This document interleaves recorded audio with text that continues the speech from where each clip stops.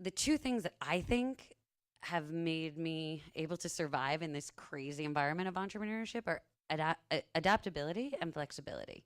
So, kind of like what I was saying before, like there's no way to prevent rejection, failure, market conditions smacking you in the face when you have a business, competitors killing your market, all kinds of things that you cannot predict. They're going to happen to everybody.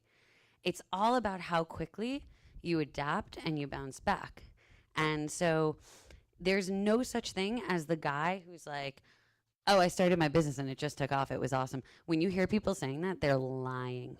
Every one of them, I promise you, is lying. Those are PR stories. And I know I do a lot of PR.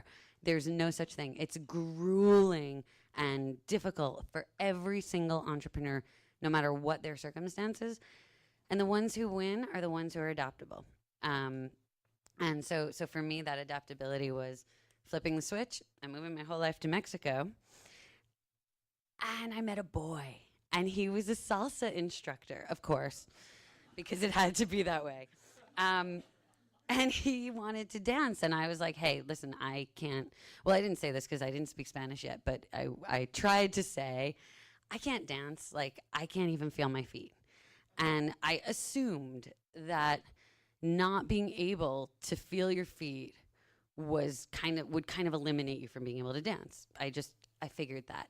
As it turned out, not so much. He finally convinced me to try and learn, and because he was a really good partner, he was able to compensate for the things that I couldn't do, and even use the fact that like my feet were fused and I couldn't feel anything to do some crazy tricks that would have probably hurt someone else's feet, but for me it was all good. And we went and toured different parts of Mexico doing dancing exhibitions, which was crazy because I thought I wasn't even gonna walk, let alone dance. And from that, I kind of just learned to challenge assumptions, right? So everybody has limitations.